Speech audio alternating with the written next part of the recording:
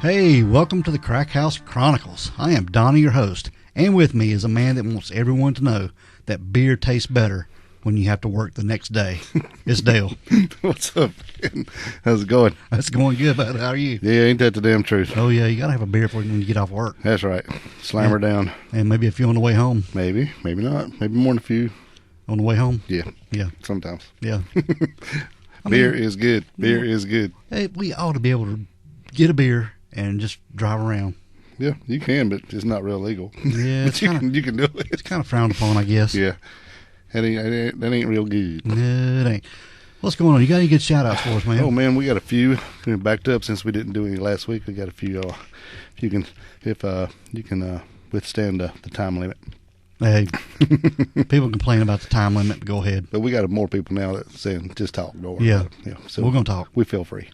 All right, first give a shout out to Cameron at Funky CJ96 on Instagram, who gave us that heads up when the Durham murders, when that news broke that they had solved that. You know, he shot us the thing before we even knew about it, and that was cool. That was up there in Boone, North Carolina. That was episode 26 in the Awesome. archives. Yeah. So we appreciate that. We have a thank you out to BFP77 for an Apple Podcast 5-star rating. Said we had some great storytelling. Yeah. And we appreciate them 5 stars. Man, they really help us. They do. Apple Podcasts. Go and click that 5-star and leave a review. Yeah. Hey, I heard the other day on a different podcast I was listening to said always make sure you type something in the box, even if it's just what you have for lunch, because somehow or another they pick up on typing in the box, and that helps your rating. It's an algorithm thing. Yeah, that's a fancy word I was looking for. Yeah. Thank you. Okay, we want to give a shout out to Shelly Hatch Kastner for a great post on Facebook. Man, I really appreciate that. Made us feel good. And just because she said so, and that you all know, a little Dale makes everything better. Oh, little Dale. Maybe, does she know something I don't know? No. Okay. Anyway, and we got a shout out for Jennifer Moore Bailey. Gave us a killer Facebook recommendation. We appreciate that. We appreciate him a lot. And we got a little correction. Well, not really a correction, but our buddy D-Boy in Scotland, he sent us another message, said, I am a boy. Just want to make sure. So we appreciate your support, and we now know you're a boy. Yep, and we appreciate the kind words across the pond. Ain't that some cool stuff? Yeah, I love it, man. All right, and finally, last but not least, or whatever you say there, we want to give a shout out to M Yak on YouTube for all the killer comments you've been leaving, and we appreciate each and every one of you leaving comments and recommendations and 5-star reviews. We appreciate it a bunch. It means a lot, and it helps us out, and all you word of mouth sharers. Yeah, that word of mouth stuff, man, that's like fire. It is. Gas and fire. It really helps. It really does. So we hope y'all guys enjoyed our 100th episode. It was kind of like just me and Donnie looking back on some stuff, but it was pretty cool to us. Hope it didn't bore you too bad, but we had a good time doing it, and we thought it was a really good episode. And we're moving forward into the 100s now. 101. 101 episode we're working on. And before we get started on it, we are continuing our thing we started back last year of selecting someone to do our little outro message, Dale. Yep. And for this episode, we are going to have Kim Poole do our outro for us. Cool, man. Yeah. Yeah, we've had a few people send that in, and if you're interested and you don't know how, to shoot us an email at crackhousechronicles@gmail.com, and we'll give you the info. It's very simple. Basically, you just do your version of our outro, however you want to do it, on a voice recorder on your phone, and just shoot it in. Yeah. Very simple, very easy. Very easy, and we'll select one every once in a while to do that. That's right. And Kim Poole will be this one, so just stay tuned to the end of the episode and hear her rendition of it. And after watching our video several times, I believe we can make a good drinking game every time I say yep. Yep. I believe I'm an over-yipper. We're going to get some T-shirts made with Crack House Chronicles that says yep. Yep.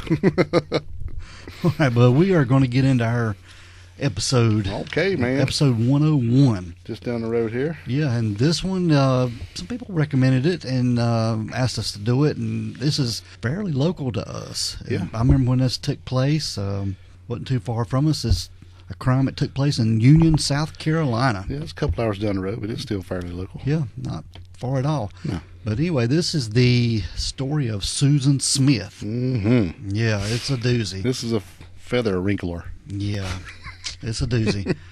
But just a little background on Susan Smith. She was born Susan Lee Vaughn on September the 26th, 1971. That's right. In Union, South Carolina. Yeah, now Union is like a north central South Carolina, kind of like halfway between Charlotte and Spartanburg, give or take. Yeah. And Susan was the only daughter of Harry and Linda Vaughn. But Harry and Linda, they had a troubled marriage, Dale.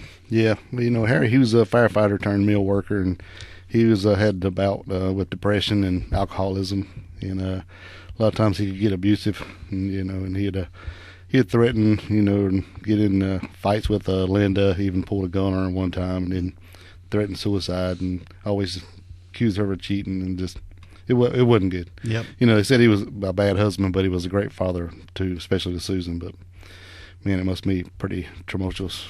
And in the house. Yeah. Linda was only 17 when they got married. Oh wow. So yeah, I guess they were just kids themselves, man. Yeah, they've been together a long time then, huh? Yeah. But now Linda was pregnant from a previous relationship when she married Harry, and she'd already given birth to one child named Michael, and she gave birth to her second son. His name was Scott or Scotty. I can't remember exactly which one it was. And then Susan was born a little bit later. Okay. But I didn't know that. But Harry and Linda, they fought a lot in front of the kids. Yeah, I'm sure it was pretty rough. And like you said, Harry was jealous and possessive and got out of control quite a bit. Yeah, accused her of cheating a lot, I think. Mm-hmm. And I think Susan had a brother that tried to commit suicide at one time, tried to hang himself. Man, that sounds like it runs in the family. It does, don't it? We don't talk a lot about that. Yeah. Several of the family members tried to commit suicide at one time or another. Bad deal. Yep. And we're talking early 70s here, so it ain't like there's a whole lot of our help, or at least it was probably more stigmatized to say you had problems than it is now. To ask for help. Yeah, they didn't have better help back then. Yep. But eventually, Harry and Linda's constant fighting, just led to divorce. Yeah, in 1977, Linda decided she had had enough and filed for divorce. Yeah. And Susan was at 6 at this time. Yeah. And I think it was like 5 weeks after the divorce, Harry shot himself. Yep. Yeah, he took a shotgun and put it between his legs and basically shot himself in the stomach. But he survived, enough to call 911. So it makes you wonder: was he really trying to commit suicide? I mean, if you shoot yourself with a damn shotgun, you're pretty serious. But I guess after he did it and he wasn't dead, but he didn't make it. He died, I think, on the way to the hospital. Didn't he? Bled out or something. And he was only 37 years old. That's awful. I'm tell you what, shotgun is nothing to play with. But Susan was devastated, man. Yeah. Yeah, she was torn up. Yeah. And they had told her that her dad had died while cleaning a gun. Right. Instead of telling her that he committed suicide. Yeah, I guess they're basically trying to soften the blow, over Dad's death since they were so close. Yeah. They told her, now your dad's in heaven now, and she just said, well, I want to go to heaven too to be with my daddy. Oh yes, they were close. So that's some pretty heavy stuff, man. Yeah. And then soon Susan was very unhappy, and she kind of disconnected from all her friends and family. So basically, here she goes down the same road as everybody else has been. Kind of withdrawn, I guess, a little bit. Yeah. After losing her dad. Right.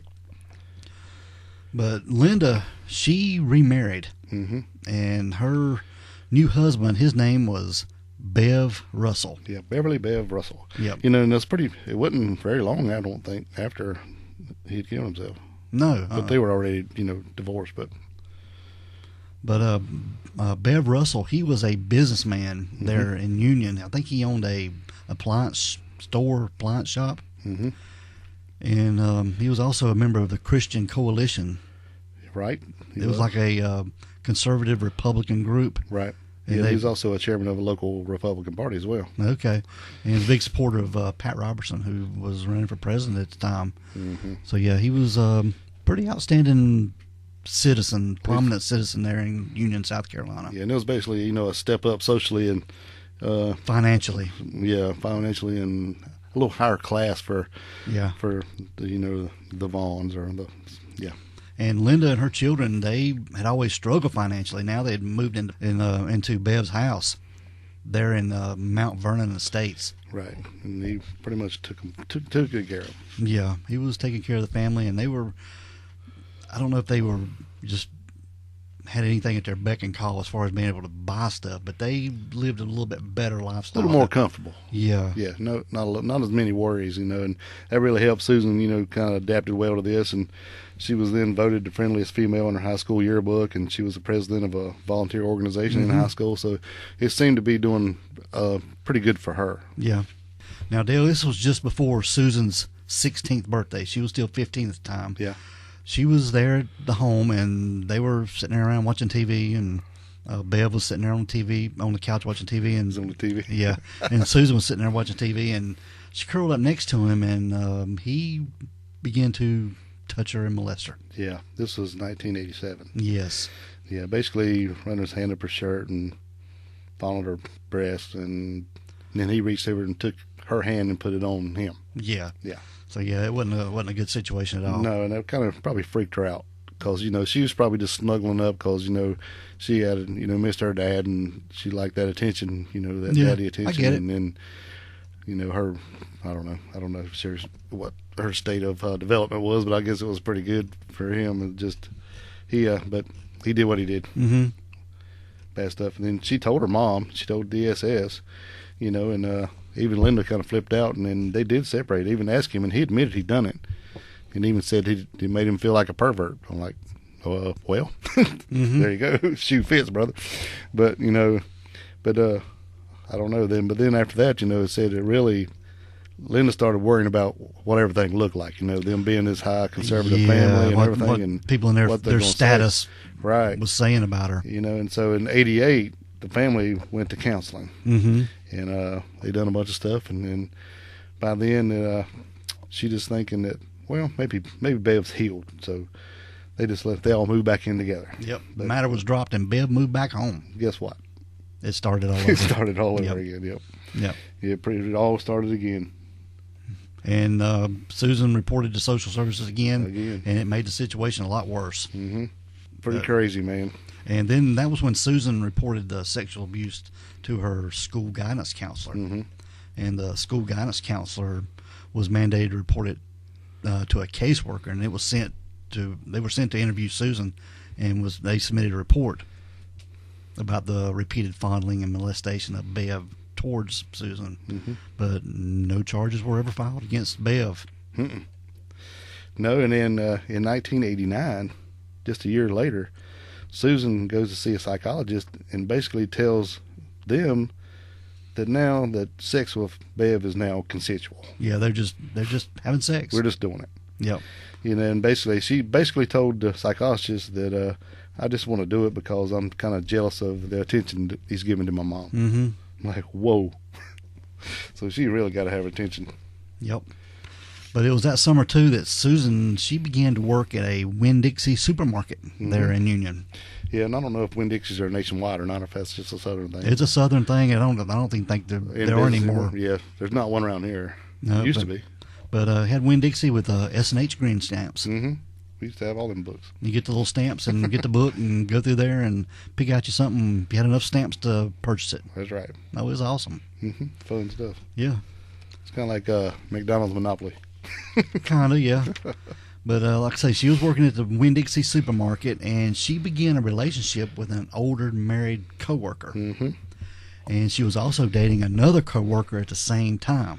Right. And she became pregnant. Yeah, so right now, if you're keeping tally, she's having sex with 3 different people here at the same time, like 2 people she works with, plus stepdaddy when she gets home. So they really don't know who the daddy of this pregnancy is. But she had an abortion. Yeah. She went in and told him basically the guy was married, dumped her right away. The other guy kind of broke up. They broke up. She had an abortion. And then this is when a suicide attempt was. Yeah. She went home and tried to overdose on Tylenol and aspirin. Yes. But, it was not successful. No, it wasn't. It's almost like a cry for help in a way. Yeah, and I don't know how much Tylenol and aspirin you'd have to take for that to kill you, but I'm sure it's a lot. I mean, I'm not saying it can't be done, but it was also discovered at this time, when she was hospitalized for this overdose, that Susan attempted suicide when she was 13 years old. That's right. And it's pretty much the same manner. And the pattern began to emerge of Susan's life. And she would start to seek attention of several men at one time. And she would often sleep in with multiple partners. And the other was that she was infatuated with older men and seemed to seek out their approval and love the most what it was. Yeah. Yeah. She just loved that older man. Well, she loved something. And yeah, and later the psychiatrist would speculate that this was either due to losing her father at such a young age or the inappropriate sexual relation that she'd been subjected to by her stepfather. I'm sure, all of that, really, because, and then her mom basically not standing up for her when it was happening. Yeah, and allowing him to come back and keep doing it. And I guess she just said, to hell with it. If it's going to happen, I might as well. She just turned her back on her. Yeah, she must. Well, if it's going to happen, I might as well just get in there and, I don't want to say enjoy it, but you know what I mean? It's just kind of weird. Very weird. But I guess basically it's not blood father, so maybe she's looking at it like it really don't count. I don't know. It's just, but this girl's all screwed up. Yeah. She really, I don't know, especially, I don't want to seem too sympathetic, but, damn. She ain't really had a chance here, really, No. And she's just doing basically what she knows, and that's really all she does know, Mm-hmm. But while she was working at Winn-Dixie, she met a guy named David Smith. Yep. Yeah, she turned, after all that with the pregnancy and all that stuff, and then the suicide attempt, and she was in the hospital for, I think, a week or so. And then when she came out of there, she went right back to work at Winn-Dixie, which is kind of weird to me, but maybe there's not a whole lot of places to work, but she got to do something, so. Yeah. Yeah, that's when she met David, yeah. Yeah, that's when she met David Smith, and they had attended high school together, but they were just friends at first. And Susan was dating the two other men at the store, and David was also, he had a girlfriend. Yeah, he was in another relationship. Yeah. I think he was even engaged to be married to another woman. But David broke up with this girlfriend. Yeah, he did. So they could start dating. Yep. So maybe she knew some tricks. She's getting some people lined up here. And in 1991, after dating David for about a year, Susan became pregnant. And they decided to get married. Yeah. And they got married on March 15th, 1991. And this wedding was funded by Bev and Linda. Yep. Paid the bill. Susan's mom and stepdad. Right. Paid the bill. But Linda, Susan's mom, wasn't happy about Susan's pregnancy.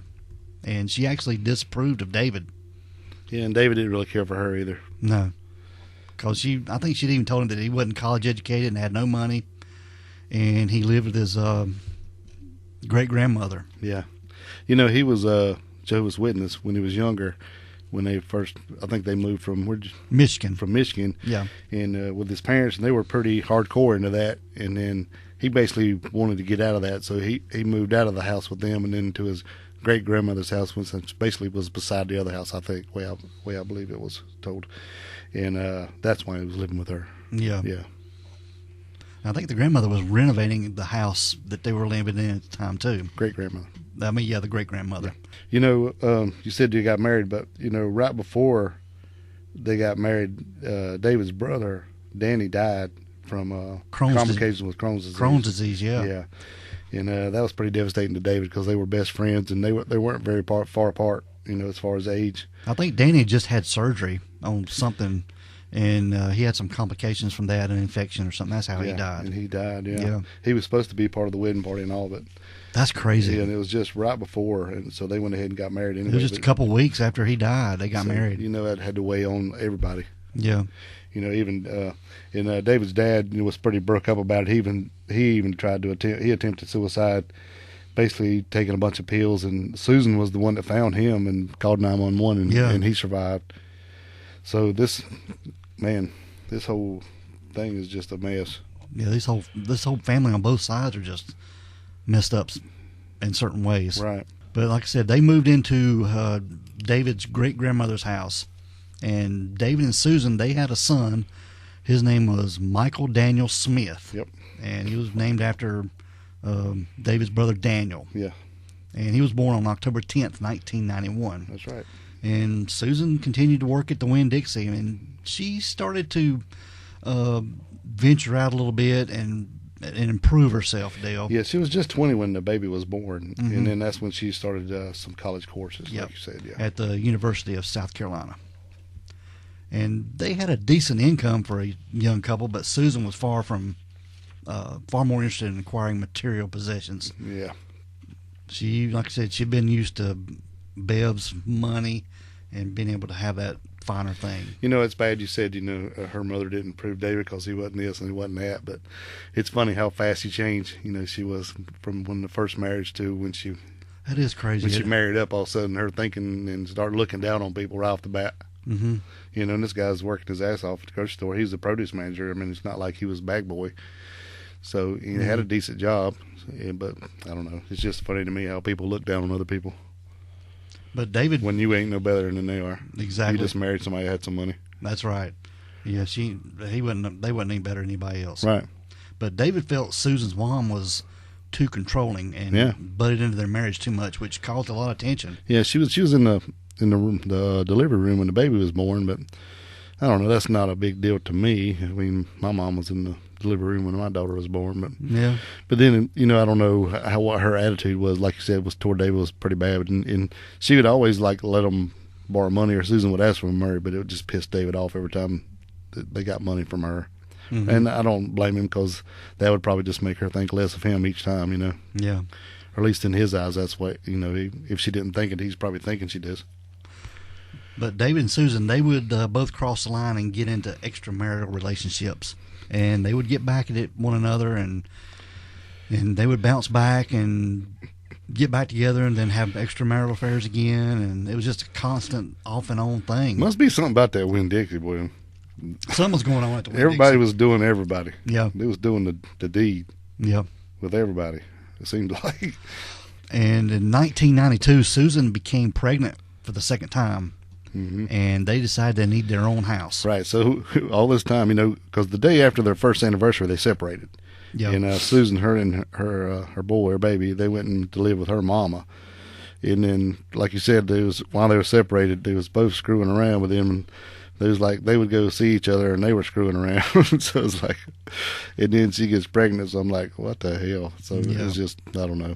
So they basically seen that as a sign from God that they should try to save the marriage and reunite when she became pregnant. But they decided to get their own home, and they got the down payment from Susan's mom and stepdad, Bev. Mm-hmm. They gave them the down payment. Right. But, I heard somewhere that said that their house payment was like $300-something. I'm like, man, that'd be nice. Yeah, that would be nice. Yeah, I don't know what type of house this was, but that's a good payment. But during Susan's second pregnancy, she wasn't happy at all. No. She was having a tough time. Her and David began to fight a lot more and argue more, and David was tired of Susan's complaints about him and began to share his problems with a female coworker. He was sharing more than problems. Yeah, well, that's true. Yeah. During her third trimester, he was already full-fledged running around. Yep. Yeah. And they began having an affair, and David and Susan's second son, Alexander Tyler, was born on August 5th, 1993. Yeah, and after he was born, they got together and they decided they would try it one more time to get back together, but it only lasted 3 weeks. Mm-hmm. And David moved back in with his great-grandmother. Mm-hmm. And Susan didn't want to return to Winn-Dixie. Mm. No, and that's when she went to Conso and got a job at Conso. Yeah, Conso was a trim manufacturer for cloth and things like that. They made trim accessories. Yeah, pretty big business. Yeah, she got a job as a bookkeeper, but she was pretty quickly promoted to assistant to the executive secretary of the owner of the company. Yeah, his name was J. Carey Finley. Well, like I said, J. Carey Finley, he was the president and CEO of Conso. Right. And he had a son that worked there. His name was Tom Finley. He was 27 years old, and Dale, he was probably considered the town's most eligible bachelor at the time. He was like a good-looking fella, graphic arts guy. Yeah. Had money and a high social standing. Young, rich, single, mm-hmm. working at Conso and head of like you said, the graphic arts department. Susan made a lot of friends at Conso, and they had a group there. They would often go to a local bar called Hickory Nuts after work. Mm-hmm. And Susan and Tom would go out with each other during these social occasions, and they even dated for a couple months. They would go to lunch. Go to lunch and movies and stuff. Yeah. Which moves us up to 1994. Yeah, in which I think David was more getting what he could get, and Susan was wanting a whole lot more. I think in her eyes, she was thinking of something else. Yeah, dating Tom Finley, the town's most eligible bachelor, had money. Yeah. And she would be able to keep this lavish lifestyle that she was used to. She thought this was her meal ticket right here. Exactly. But in catch of the day. In 1994, Susan attended a party at Tom Finley's dad's estate, and Tom wasn't interested in Susan that night. He was interested in another woman there besides Susan. Well, they had it was a big like a hot tub party at on his dad's estate, right? Yes. And a lot of people were invited, several people from Conso, including Susan. And, they were all out there drinking and stuff and going on. And I think after the night got a little bit wilder, I think some clothes started to come off. Yeah, it started to be clothing optional is what I was looking for. Yeah. And, I think people with your coworkers now. With your coworkers, which is kind of weird. But, and then Susan had noticed that Tom was definitely talking to this other person. Yeah, somebody besides her. Yeah, but giving them a lot of attention. Yeah. Now, I don't know if they were unclothed or they were just over chit-chatting or what, but it really got her. Yeah. She had her fuming. So she decided to get back at him the best way she knew how. Yep, that's all she knows. Yep, and she got in a hot tub with the husband of a coworker. Right. This guy didn't work there, just his wife worked there at Conso. And they were making out and having a good old time. Yeah, a little more than making out, I think. Yeah, a lot of hands-on contact. She's doing the hand jive. Yeah, doing the hand jive. Yeah, in the hot tub. Yeah. Yeah. And Tom wasn't too happy with this. No, he's seen all this, and it didn't do what she wanted. She wanted it to make Tom all jealous, so he would come running to her, but all it did was make him disgusted. Yeah, it just turned the situation worse. It just soured everything. Yep. So the next day, Susan writes Tom a letter. And here's that letter. I'm going to go ahead and read it, Dale. Okay. It says, "Dear Tom, just a note to say thank you for everything. I could never express in words how much you mean to me. I will always treasure our friendship and all of our many wonderful memories we have made. I want you to know I have never felt with anyone the way I feel when I'm with you. I have never felt so needed. You are a very special person, and that is part of why making love to you is so wonderful. I know how you feel about our relationship, and I respect that. I'm appreciative of your honesty with me. I want us to be friends forever, and I'll never let anything happen that would change that. I do hope that we'll be able to date some and be together again someday, but if we never made love again, my feelings for you would not change, because having you as my friend is worth more than sex could ever be worth. Once again, I'm sorry for Saturday night." This is the hot tub party. Mm-hmm. And would take it back. She wrote a little heart-shaped design there in the letter. It says, "If I could, I would take it back if I could. I really want to be with you and hated that I wasn't. Thank you for being there for me through all the rough times. You are a true friend. I want you to know that I'll always love and care for you for the rest of my life. You are the best friend anyone could ever have." Well, I hope I said everything right. The bottom line is I'm glad we are friends. That is all we can be. Then we'll just have to do a hell of a job of being that. Who knows what the future holds for our relationship? I'm just going to live one day at a time. One more thing before I go. Please don't ever hesitate to call me if you ever need anything. I'll always be here for you. Friends forever. And she wrote a little heart-shaped design on each side of the words. And she signed it Susan. Right. Now, this is after the hot tub incident when he told her he didn't want to see her no more. Yes. Yeah. Benji Brown, that was the guy in the hot tub that she was pleasuring. Yeah. Yeah. Hand job. Yeah. Now, Tom, he wrote a letter back to Susan. Yeah. He had to write her back. Boy. Yeah. And this is Tom's letter. It's a little bit long, but I feel it. You definitely got to put it in here. Yeah, I'm going to read it. You read it in your best Tom voice. I'll read it in my best Tom voice. And this is Tom Findley's response. He said, "Dear Susan, I hope if you don't mind, but I think clearer when I'm typing, so this letter is being written on my computer. This is a difficult letter for me to write because I know how much you think of me, and I want you to know that I am flattered that you have such high opinion of me, Susan. I value our friendship very much. You are one of the very few people on this earth that I feel I can tell anything. You're intelligent, beautiful, sensitive, understanding, and possess many other wonderful qualities and many others men appreciate. You will, without a doubt, make some lucky man a great wife, but unfortunately, it won't be me. Even though you think we have much in common, we are vastly different. We have been raised in two different environments and therefore think totally different. That is not to say I was raised better than you or vice versa. It just means that we come from two different backgrounds. When I started dating Laura, I knew our backgrounds were going to be a problem. Right before I graduated from Auburn University in 1990, I broke up with a girl whose name was Allison that I'd been dating for over 2 years. I loved Allison very much, and we were very compatible. Unfortunately, we wanted different things out of life. She wanted to get married and have children before the age of 28, and I did not. This conflict spurred our relationship to break up, and we have remained friends throughout the years. After Allison, I was very hurt, and I decided not to fall for anyone again until I was ready to make a long commitment.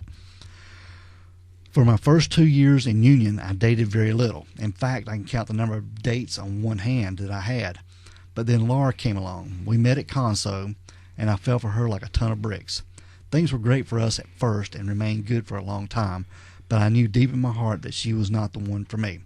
People tell me when you find the person that you want to spend the rest of your life with, you will know it. Well, even though I fell in love with Laura, I had my doubts about a long-lasting commitment, but I never said anything, and I eventually hurt her very, very deeply. I won't do that again. Susan, I could really fall for you. You have so many endearing qualities about you, and I think you are a terrific person.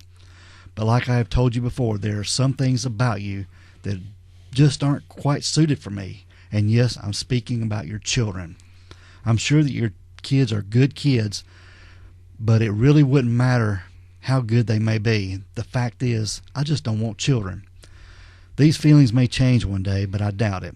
With all the crazy mixed up things that take place in this world today, I just don't have the desire to bring another life into it. And I don't want to be responsible for anyone else's children either. But I am very thankful that there are people like you who are not selfish as I am and don't mind bearing the responsibility of children. If everyone thought that way, the way that I do, our species would eventually become extinct. But our differences go far beyond the children issue. We are just two totally different people, and eventually those differences would cause us to break up. Because I know myself so well, I am sure of this. But don't be discouraged. There is someone out there for you. In fact, it's probably someone you may know at this time or that you may not know, but would never expect. Either way, before you settle down with anyone again, there is something you need to do. Susan, because you got pregnant and married at such a very early age, you missed out on much of your youth. I mean, one minute you were a kid and the next minute you were having kids. Because I come from a place where everyone had the desire and money to go to college, having the responsibility of children at such a young age is beyond my comprehension. Anyhow, my advice to you is to wait and be very choosy about your next relationship. I can see this may be difficult for you because you're a bit boy crazy, but the proverb states, good things come to those who wait. I'm not saying you shouldn't go out and have a good time. In fact, I think you should just go out and do just that. Have a good time and capture some of your youth that you missed out on. But just don't get seriously involved with anyone until you have done the things in life you want to do first. Then the rest will fall in place. Susan, I'm not mad at you about what happened this weekend. Actually, I'm very thankful. As I told you, I was starting to let my heart warm up to the idea of us going out more than just friends. But seeing you kiss another man put things back into perspective. I remembered how I hurt Laura, and I won't let it happen again, and therefore I can't let myself get close to you.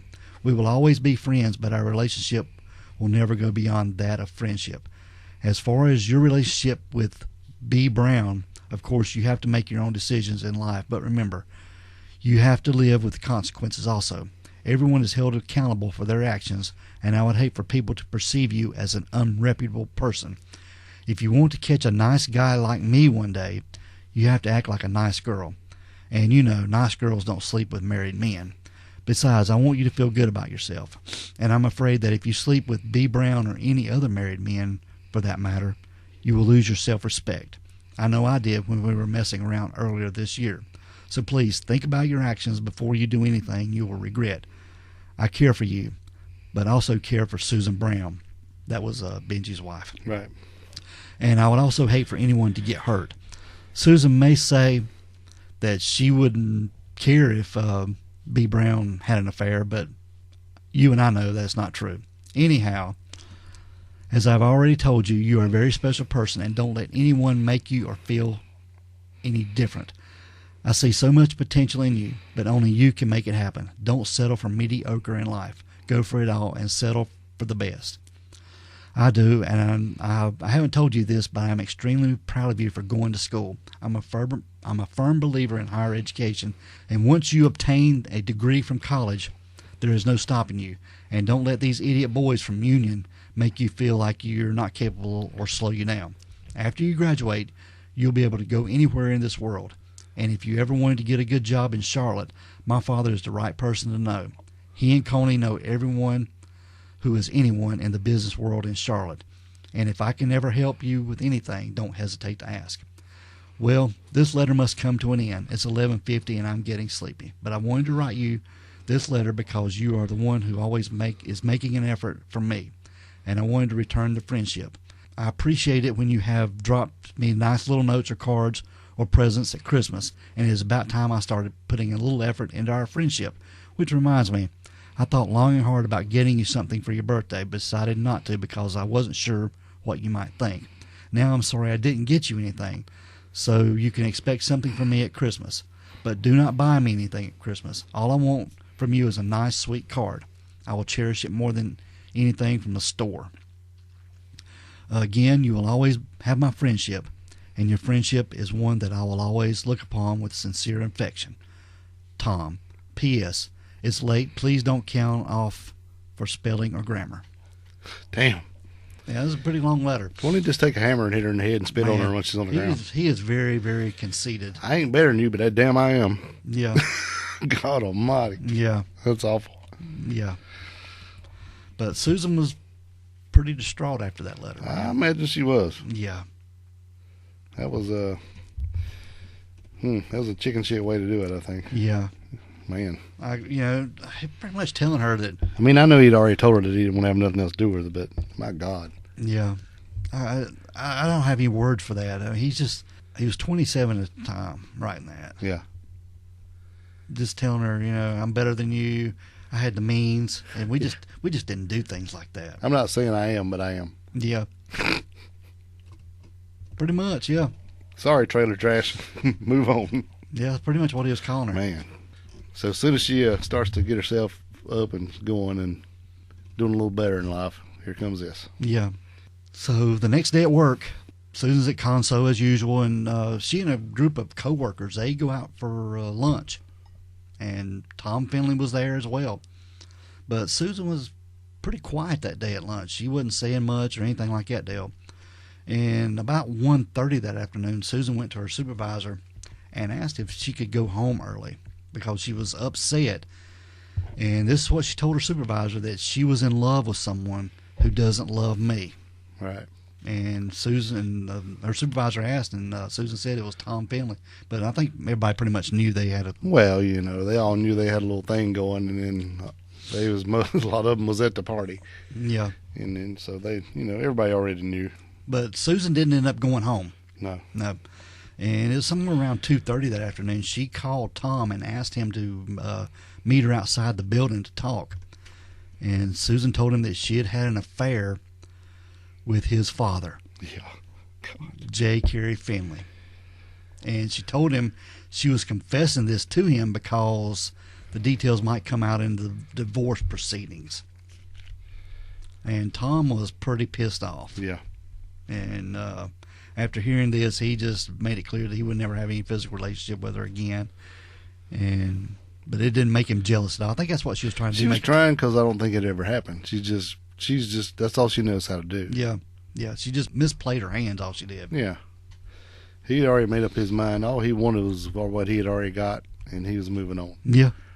Basically, that's the way you look at it. Yeah. That's what she was doing. But she made one more attempt to see Tom, and that's when she went to his office to return a Auburn sweatshirt of his. Yeah, she had taken Ward all the time. Yeah, she felt close to him wearing it, and he didn't want it back. He told her to keep the Auburn sweatshirt. Yeah. And had her escorted out. Yep, that's out of the building. So more humiliation. Yeah, just slapping her down. Kiss my shoe, peasant. All right, Dale, we're going to leave this episode right here. No, not a two-parter. We're going to leave everybody hanging. This is a two-parter, man. Oh, no, cliffhanger. Yep, and we'll be back with part 2 and end this up next week. Next week. And so that's it. All right, well, let's get out of here. Yep, and stay tuned for Kim Pool's outro. And remember, you can have yours on here. All you got to do is submit it. Yep. We'll pick one every now and again. We don't do them very often, but we do, once a month or something. We try to do. That's it. All right, Dale, this is the end of part 1. We'll be back next week with part 2, bud. Let's roll. As the fearless leaders of our favorite podcast always remind us, be aware of your surroundings and be safe out there. Take heed to our warning, or the next episode just might be about you. This is The Crack House Chronicles.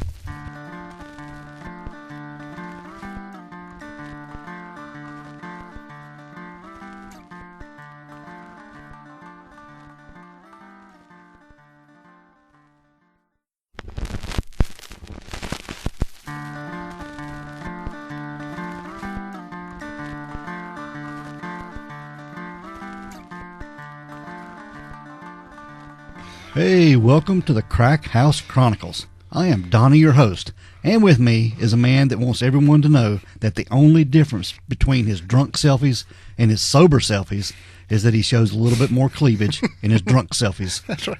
What's up, Dale? What's going on, man? Yeah, I will bounce some man boobs on you. Watch out. What's going on, man? I'm ready to do the episode, man. You ready? You think? I don't know if I am or not. Man, it's a great day outside, wasn't it? Man, beautiful today here in the Carolinas. And it's a great day in the Crack House, too. Yes, it is. It's going to get better here in a minute. Yeah. I think. Well, we got pretty good here just a little bit ago. Yeah. I guess we need to do more ad-lib episodes. Well, it turns out pretty well, I think. Yeah, I think everybody liked our 100th episode. I reckon they did. I hope so, anyway. I reckon they did. You got any good shout-outs for us or anything you want to talk about before we get started? I do have a couple shout-outs. I'd like to say a big 5-star thank you to Jez Mom, Jezs Mom. She said they loved the podcast and gave us a 5-star review on Apple Podcasts. Oh, thank you very much. And we had another one, HST2022, gave us a 5-star in a review that said that he loves this as much as fat kids love cakes and as much as strippers love 20s. Man, I'm thinking they like it pretty damn good. yeah, they like us. And we do appreciate anybody going out of your way to give us a 5-star review on any platform. Whatever platform you listen to. Recommendation or whatever. And if you click the 5-star, write something in the box. Yes. Yeah. Yeah. It helps. Something like that. It's pretty cool. And we'll read it right here. And we also want to give another shout out to Shelly Kastner. I know you said Another one. I know you were saying you're not fishing for a shout out, but when you post something that says, I quote, my favorite episode of any podcast ever, you're going to get a shout out, whether you want one or not. So anyway, P.S. check your Facebook Messenger too, would you? Thank you. And Shelly went to the website and clicked on the donate button too. Yes, she did. Yeah. Ain't that awesome? Yeah, she did. She helped out and kept the lights running this month. Man, we really appreciate that. Yeah. It just tickles us to death. Yeah, we love it. And on another note, we like to, our moderator, Rich Adams, on our Facebook fan page, some folks in his family's having a little health issues, and we like to say, we're thinking about you, buddy. All right, keeping you in our prayers. We appreciate Rich. everything you do for us, and hope everything comes out okay. Yeah, hope it does, man. All right, brother. That's all I got. Okay, man. Let's get down to it. We're going to get into part 2, episode 102, and this is part 2 of Susan Smith. Yeah, we tricked y'all with this part 2 stuff. Yeah. Yeah, we're not too popular. Not popular, but We are popular. Well, We're Trailer Park Famous, Donnie. Yeah. Hashtag Trailer Park Famous. But when it comes to two-parters and stuff, I'm not a big fan of them, but this is sort of local to us, right down the road. So. Right. Well, I've seen a couple people say they was glad to have a 2-parter. So Okay. Well, it's all good. Well, we wanted to cover it and do it right and make sure we cover most of the details as best as we can and I don't know how to do it right. as accurately as we can. We'll do it our way. I don't know whether it's right or not. But anyway, now when we left off in part 1, Susan was trying to get Tom back. Yep. Trying to get him to reconsider being in her life. Yeah. But it wasn't happening. No. I mean, he done wrote the letter and signed it on his computer. Yeah. I know I heard we was doing the research. I was like, when somebody said when they had found the handwritten note, I'm like, he didn't handwritten nothing. It was on a computer. Yeah. Anyway, I ain't knocking nobody. I thought it was funny. Yeah. Anyway, yeah, she had already been back a couple times that same day and trying to do this and already made up the stuff about his dad and all that stuff. And basically, I think he was tired of it and had her escorted out. So at this time is when I think she decided she would just go take her boys and go home. Yeah, so she went home. Yes. And fixed the boys some supper. Yeah, I think they made them some pizza, I believe. Well, they had pizza that night. Yeah. And then going into the later evening, it was about 8 p.m. that evening. Yeah. This was when Susan loaded the boys into her car. Yeah, I think she'd been walking around the house probably rereading that letter over and over and was all depressed and heartbroken and sad, and I don't know if she just decided just to drive out and see if she could clear her head or if she had other things on her mind. But about 8 o'clock, she dressed the boys and loaded them in the car. Yeah, strapped them in their car seats. Mm-hmm. And she drove around a while. Yeah. Not sure where all she drove to. But no, it's not known. That's not known. But she did drive to John D. Long Lake. Right, that's where she ended up. Yep. And she pulled her car onto the boat ramp. Yeah, and this boat ramp is 75 feet long. Yeah, but that boat ramp ain't there anymore. Well, it was 75 feet 75 feet long. And fairly steep, I'd say. Yeah. Yeah. And she released the brake. Yeah. And she was considering, I guess at the time, is what it was reported, that she was going to commit suicide and kill her kids too. Yeah, because she said she wanted to kill herself. And first she was thinking about jumping off a bridge, and then she didn't want to leave her kids without her mother.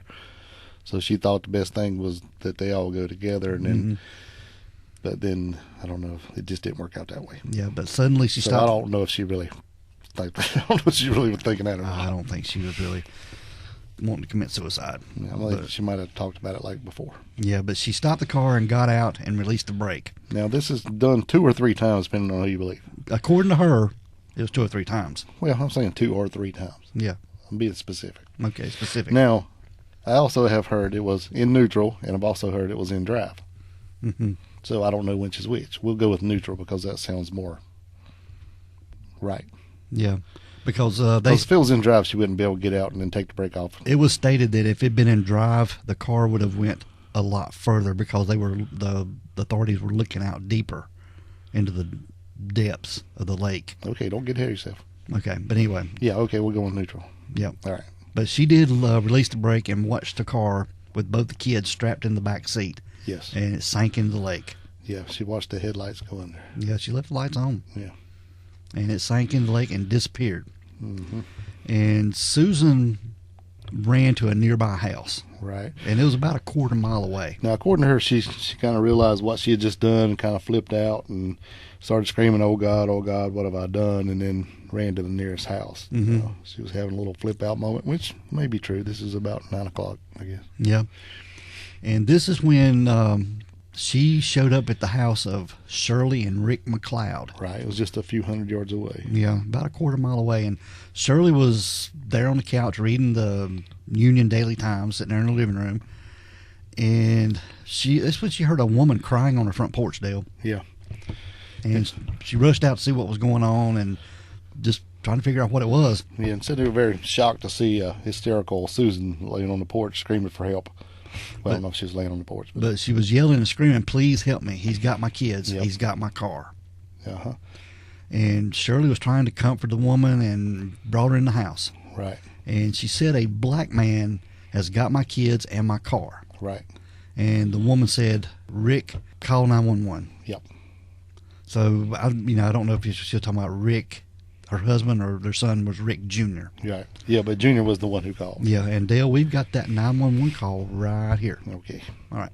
Yes, ma'am. There's a lady. She come up that door, and some guy jumped into a red light with her car, with her 2 kids in it, and he took off, and she got out of the car here at our house.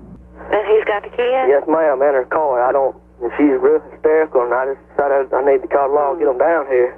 Can't even get to figure out which way he's going. What kind of car is it? We need to know something. We're trying to ask her now. A Mazda Protege. What color was it? A burgundy Mazda Protege. Get them going, Pam. I got 2 kids. Okay. That's a black guy, she said. Okay. Black male. Yes, ma'am. You know which way? Do you know which way he went? Daddy, ask her if she know which way he went towards. Did he have a gun? Ask him, did he have a gun? Okay. Wait till he comes back. He's trying to get her out of her now. Did he have any weapons, gun, anything? Did he have a... Look, going towards Chester. Did he have a gun or a weapon in there? Say he had a gun? Yeah. He's got a gun. Got a gun. Yes, ma'am. Hello? Okay. We're getting them on the way. Okay. Give me your name. Rick McLeod's my name. Do you need us to tell you anything from our yard or anything? Okay, can you get a tag number out of her? Daddy, see if you can get a tag. House number. Union 105. 105, go ahead. Said it was a black male driving a burgundy Protege. Affirmative, 105. And he had 2 juveniles with him. 105, from what I understood, these were small children. These are her children, and she jumped out of the car, and he took the car with the children, and he's headed toward Chester. Shirley McLeod was trying to calm Susan down. Right. And she was not having it. She was hysterical. And Susan had told her that she was at the red light at Monarch Mills. Mm-hmm. And a black man forced his way into her car. Right. And just told her to drive. Yeah, came up to the passenger side and forced his way in. Yeah. Right. And she resisted, but when he threatened that he would kill her if she didn't do it. Mm-hmm. And she said she was left with no option as to drive. Yeah, and he shoved a gun in her rib cage and told her to keep driving. And not look at him. Right. Don't look over me. Yep. So she just floored it and drove, according to her. Yeah. About 4 miles, after which he asked her to stop right past the sign headed for John D. Long Lake. Mm. According to her, he ordered her to get out of the car. Right. And when she asked if she could take her kids, he said that he didn't have time for that. Yeah, she said she told him she wanted to get her kids, and he said, well, I won't have time for that. I'm going, but don't worry, I won't hurt them. But he pushed her out of the car. Right. And drove away with both her kids. And at this point, when hearing this part of the story, Rick McLeod Sr., he goes and jumps in his car and takes off trying to find him. He had heard enough. Mm-hmm. And according to Susan, the children were crying for her as the man drove away. And, yeah, she said she was worried that, what he would do if he got tired of hearing them crying and stuff. Mm-hmm. But Susan was there at the house, at the McLeod house, and she used the phone. She called her mother. When she couldn't reach her mother, she called her stepfather. And later, she called her husband, David. Yeah. But David was working at the Winn-Dixie that night. And according to David, when he got that call, he was stocking shelves and he was stocking shelves and doing prices on diapers. Yeah. According to his book. Yeah. That's what he said. And he's like, he's just doing a mind-numbing job of just stocking shelves and thinking about my boys and how many more times I'd have to buy diapers or how many diapers they'd use, and just thinking. And then that's when I got the phone call. Mm-hmm. And said that when he first got the call, that it was Susan, and she was just hysterical, and she couldn't really understand what she was talking about. And then Miss McLeod got on the phone and kind of told him that his kids were gone. She's here. Somebody's taking the car and taking the kids, and he didn't really understand what was going on. And then I think the sheriff got on the phone and thought he needed to come on over there. Yeah. Yeah. So he left immediately and went over there. Yep. And Susan was hysterical, man. Yeah, and I'm guessing just the cops must have just arrived as she was making the call, and said to Susan, was pretty glad to see that it was Sheriff Wells because he was a family friend, Yeah, Sheriff Wells was friends with Susan's brother Scotty and his wife Wendy. Right. So I guess that was sort of comforting for her. And, everybody knows all the background behind this. And I think Susan at the time thought that, that since he was a family friend, that she could just... Well, he might buy her alibi. Yeah. That it wasn't me. They took the kids and gone. Mm-hmm. Yeah. Sheriff Wells noted that Susan was dressed in a gray sweatshirt with Auburn University written in orange on it. Mm. And he also stated her face was red and puffy. And every time she talked with her hands in her lap. And just she wouldn't look up or make any eye contact with anybody. Mm. This is when also Sheriff, he got in touch with the South Carolina Law Enforcement Division, which is known as SLED. Right, and the FBI. Mm-hmm. Oh, yeah, called FBI. And as soon as they got the suspect's identification, which wasn't much, it was a black man, 30 to 40 years old, with a knit hat and a jacket and pants. Mm-hmm. But, yeah, so they called out everything, even a helicopter with the infrared to try to find anything. Yep, and we've got a copy of that sketch we'll put on our social media and some other photographs we're going to put on. Right. Yep. But the Union County Sheriff's deputies, they continued to search for Susan's kids in her car. Mm-hmm. And David and the Vaughn and Russell families came over to the McLeod's house at around midnight. And when the children could not be found, Sheriff Wells suggested they should move to some other place than the residence of the McLeods. Yeah, I'm sure them people didn't want all that attention No, there. You know what I mean? In their house, it's like it was just innocent bystanders, and all of a sudden they got all this thrown in their lap. Yeah. Yeah. But Susan suggested they go over to her mother's place. Right. And Susan, David. So they went over to Mount Vernon Estates. Yes. And they all went over, Susan, David, Bev, and Linda. Mm-hmm. And with some of the other family friends. Susan was in David's car with him, and on the way, she told him that Tom Finley was her boyfriend, and he may come visiting. Yeah, don't get mad if he does. Yeah. Which is like, what the hell is this come from? According to her kids have been kidnapped, going God knows where, and all she's worried about is Tom coming, yeah. Tom coming. Mm-hmm. Which he did not. No. Yeah. He didn't show up at all. Nope. They said lots of friends and family did come over. They all, come and give her support and everything, and she kept waiting, but he never showed up. Yep. And Sheriff Wells, he returned to his office, and like I said, he called SLED to have the search efforts coordinated so that the divers could be prepared to dive into John D. Long Lake. Right. And they were going to rule out any possibility of having the kids being in the lake. But the divers did not find anything, any trace of the kids or the car in the lake, Dale. Right. Which is kind of crazy. Yep. And we're going to talk about that just a little bit later. Right. And a SLED helicopter equipped with heat sensors flew over the lake and the Sumter National Forest nearby, but the effort yielded no results. You'd think if he had heat sensors over the lake, they would have found something.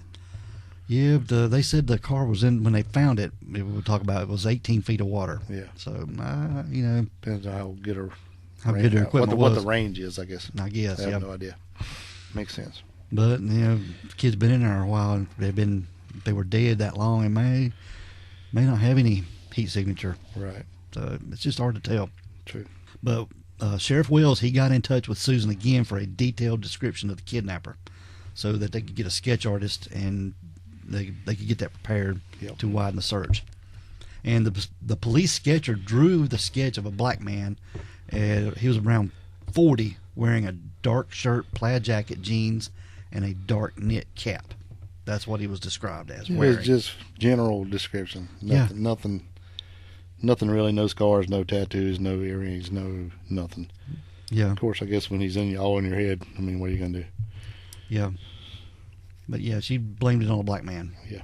Now, the Union County Sheriff's deputies, along with SLED, they dedicated October the 26th, this was the next day, to searching the area around John D. Long Lake. And they were interviewing members of the McLeod family. And while they were at it, the Adam Walsh Center, this is located in the state capital of Columbia. This is about 70 miles south of Union. And this was also named for 6-year-old Adam Walsh, who disappeared in 1981. They also joined the search. And also working with SLED, the Adam Walsh Center got the flyers with the pictures and description of the missing boys printed. The next day, Tom did call. Yeah. He didn't ever come over, but he did call her, to wish condolences, for her missing and stuff. And Susan and just instantly switched the conversation to their relationship. Yeah. About getting back together. And he basically said, look, now is not the time for that. You need to be thinking about your kids. Mm-hmm. Not about relationship. You need to be thinking about these boys. Yeah, don't talk about us right now. And basically, I think that was probably the last time he ever talked to her. Yeah. And some of the co-workers would come over and see Susan, and all she'd ask about is, when's Tom coming? Mm-hmm. When's Tom coming? And they told her, Tom's not coming. Yeah, and said the only time they ever seen her actually cry real tears is when they said Tom wasn't coming. Yeah. She does a lot of that fake crying, cry with no tears, but crocodile tears. Yes, you know, serious. She was being upset, but when they told her he wasn't coming, she genuinely was upset. Yep. And Dale, we got a couple of them news clips right here we're going to play. Okay. Then please let me take them. And he said no, he didn't have time because they were in car seats and it was going to take time for me to get them out of the car seat. And he just told me, he said, but I won't hurt them. And he just took off. But he had a gun, and my big thing is they were screaming, hollering, crying, and I'm just scared that he just lost his patience or something. I plead to the guy, to the man, me and my wife plead to him to please return our children to us safely and unharmed. We love our children very much, and we want them returned to us safe and sound. To say to whoever has my children that they please bring them home. I can't sleep, I can't eat, I can't do anything but think about them. And I just want to hug them so bad and tell them I love them. I want to say to my babies that your mama loves you so much, and your daddy, these whole families love you so much. And you guys have got to be strong because you are. I just know, I just feel in my heart that you're okay, but you got to take care of each other. And your mom and daddy are going to be right here waiting on you when you get home. Yeah, she didn't sound too distraught.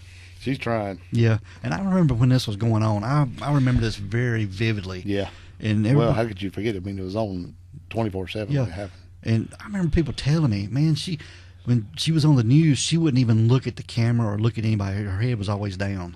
Mm-hmm. Yeah. I'm sure it's hard to play that part. Yeah. You know, knowing that she just knowing you did it. Yeah. I can't even imagine, man. No. You know, and they just kept pushing her, and every time she told a story, it'd start to get different. Mm-hmm. You know, her story is starting to get a little cracks in it here and there. Yeah. You know, when the FBI met with her on the 27th, they immediately known that there were a lot of inconsistencies in her stories. You know, from you know, even like once said that they were riding around and singing songs, and once that Michael was really fussy, and another one they were all asleep. Yeah. So I guess if you tell it over and over and over and over, eventually you're gonna, if you're lying, you're gonna get stuff mixed up. Yeah, there's another inconsistency too. Said she claimed that she had stopped at a red light at Monarch Mills. Correct. And she saw no other cars around that intersection on the highway. And that's when she got jumped, apparently. Yeah. But yeah, that's when Sheriff Howard Wells sort of jumped in on this, and he found out that there was that intersection always stays green, Dale. Right. Unless a car approaches. And trips it from the other direction. Yeah. Yeah. Red light lies. Yep. That's right. But she didn't know this. But even, you know, when they brought that up to her, she changed her story. That maybe it was a different light. But the FBI already knew she was going to change her story when they told her. Yeah. So, yeah. Yeah, she's just, I guess at this They're point. way ahead of her, and she just don't know it. And they asked her about her relationship with Tom Finley. Mm-hmm. Because I'm sure they'd done been to Tom Finley. Yeah, they already had. Yeah, and they'd gotten a copy of the letter that he had written her. Yeah. And they, like I said, they asked her about her relationship with Tom Finley, and if him rejecting her had anything to do with the disappearance of her sons. Right. And she answered, quote, "No man would make me hurt my children. They were my life," end quote. And she said, "They were my life." Yes. She didn't catch herself. Past tense. Yes. So right there, she told on herself. She just didn't know it. Yeah, and the media found out about her holes in the story. Yeah, I think somebody leaked it that you know, they gave her and David both polygraphs. And the sheriff was pretty hard on David at first, and he was kind of getting pissed off about it. Like, you need to quit leaving me alone and go look for my boys.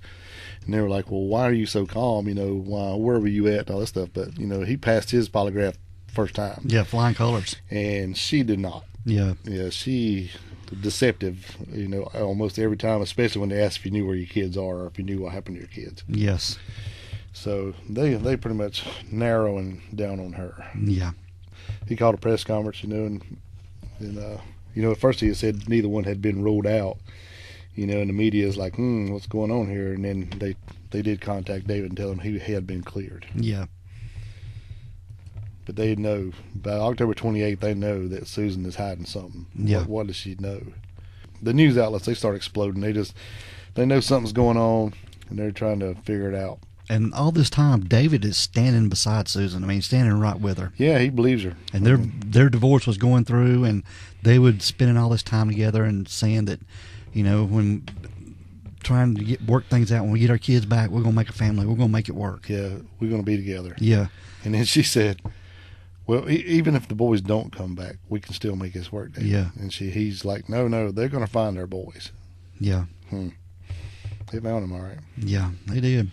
The story of the black guy wielding a gun just starts to fall apart. And they knew, you know, and there started to cause a lot of racial tensions because everybody's blaming the black guy, and they just don't know what's going on. Mm-hmm.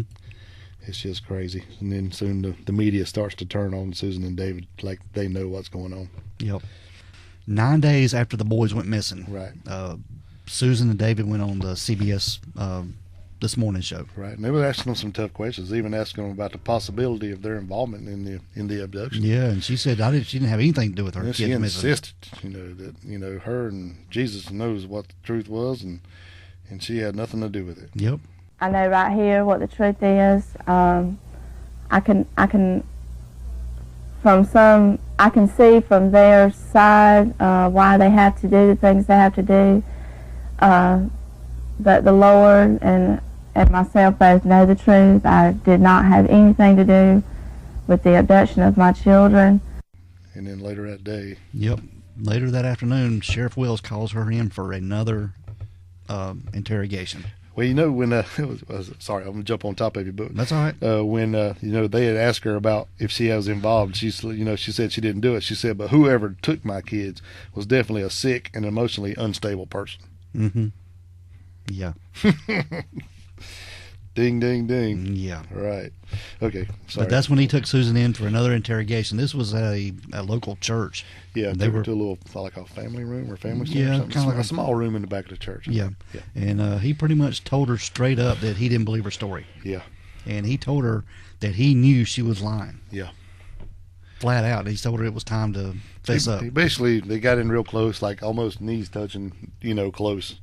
And he just got her into it and said, Susan, it's time. Yeah. And then, she said, well, just pray with me. And they sat there for a minute. When the prayer was over, he goes, okay, now it's time. And that's when she spilled her guts. Well, he also took a little gamble, too.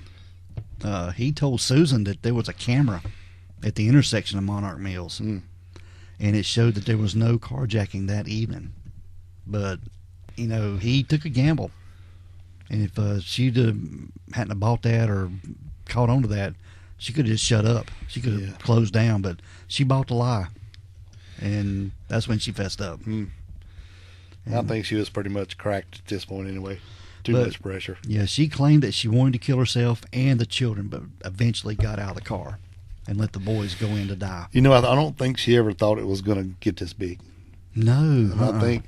I think her plan, I don't know if she, a lot of people say that she come up with this plan after she did it. I think she already kind of knew her story beforehand because, it's hard if she wanted to get rid of her boys. If she wanted to kill her kids or make them disappear, we'll put it that way. Yeah. It sounds better. You can't she couldn't just smother them both, or she couldn't just do them, that just would look way weird, so them disappearing in the car, if they would have found him in the lake, and it would have looked like that the carjacker run the car in there and just took off. They might have bought that story if it hadn't got so big so fast. Yeah. I don't, I just don't think she thought it was going to explode on a national level like it did. I know. But I don't know. It's just crazy. And it was just shortly after that. That's when Sheriff Howard Wells come on TV and made an announcement. And we've got that announcement right here. Right. Susan Smith has been arrested and will be charged with 2 counts of murder in connection with the deaths of her children, Michael 3 and Alexander 14 months. The vehicle, a 1990 Mazda, driven by Smith, was located late Thursday afternoon in Lake John D. Long near Union. 2 bodies were found in the vehicle's back seat. Identities are pending an autopsy. Now, get this, Dale.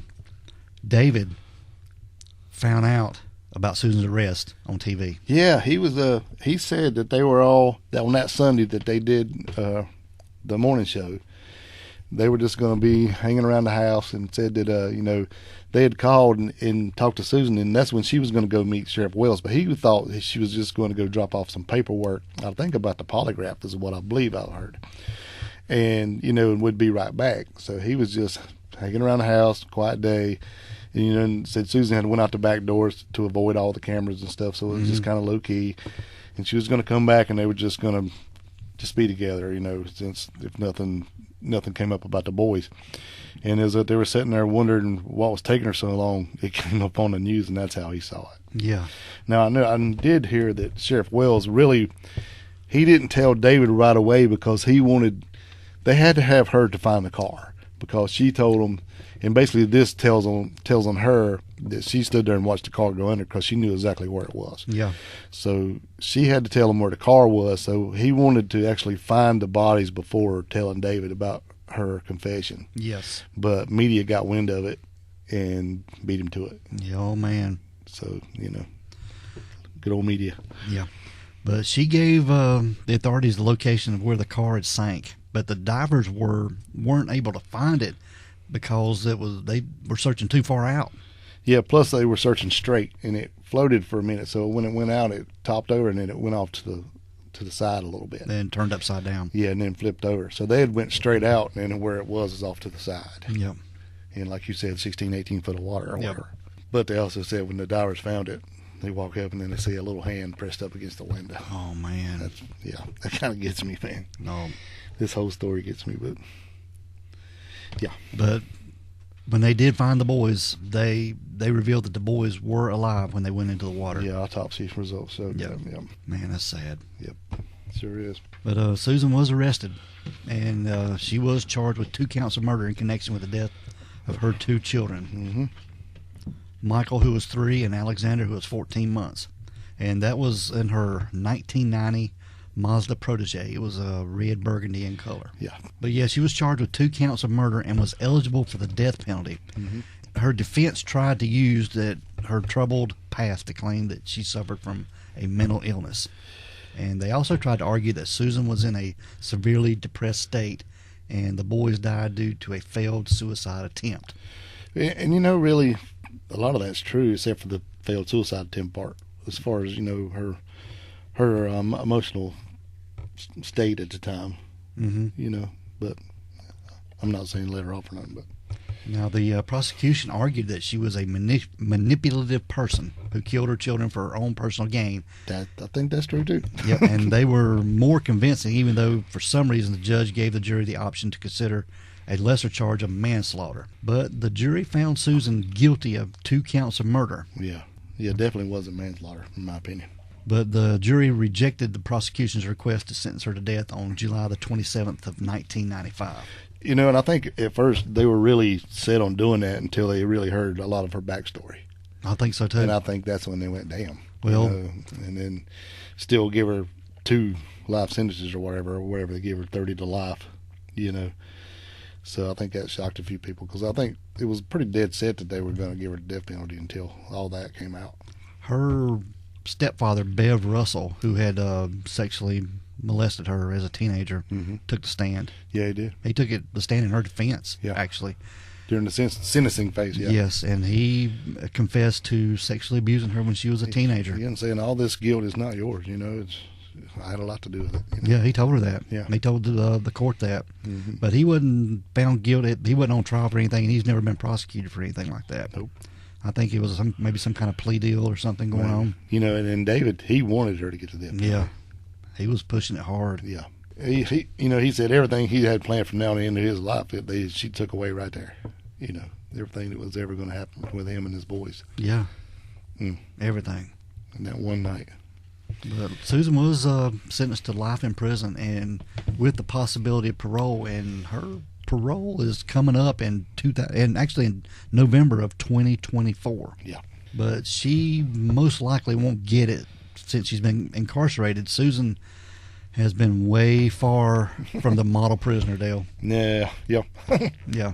She's still doing up to her old tricks. Yep. She was caught having sex with a 50-year-old prison guard. Yeah, 2 or 3 times, I think. Yep.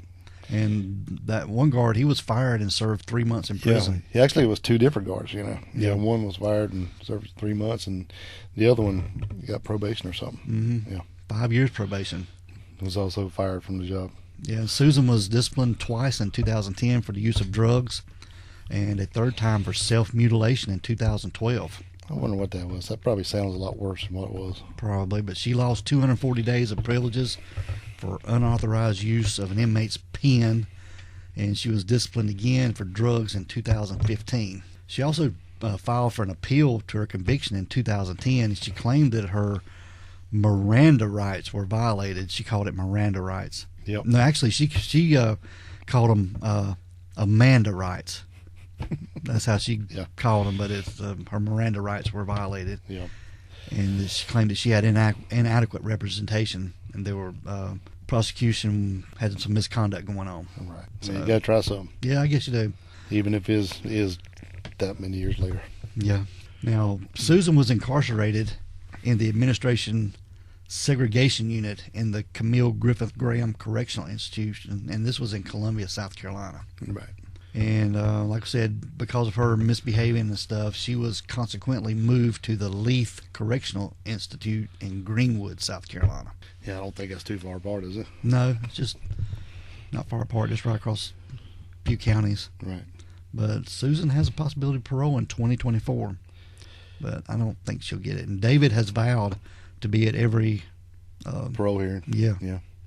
And say hell no. And just a couple of my thoughts on this. I know Susan, I mean, she committed murder. She killed her 2 kids. Okay? Yeah.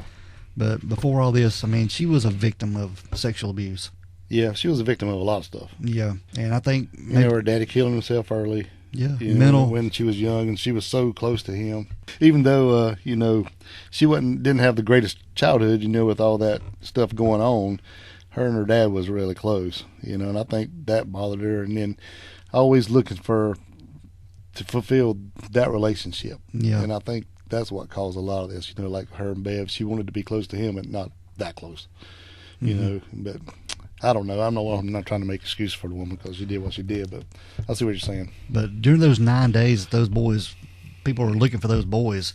She was getting attention. Yep. And I think she was loving that attention. She was till it got hard. Yeah. And they started asking her the hard questions, and they turned on her. Life got tough. Yeah. But I mean, it got real fast. Yeah. But David has since remarried. He's left Union, South Carolina. He's remarried, and I think he's got a couple kids now with his new wife. And he wrote a book. Yeah, he did write a book, and I don't think he profited on it in any way. I don't think. Well, I don't know. He said that you know, he had said that one time he didn't want to make no money off his kids as far as selling his story to the tabloids.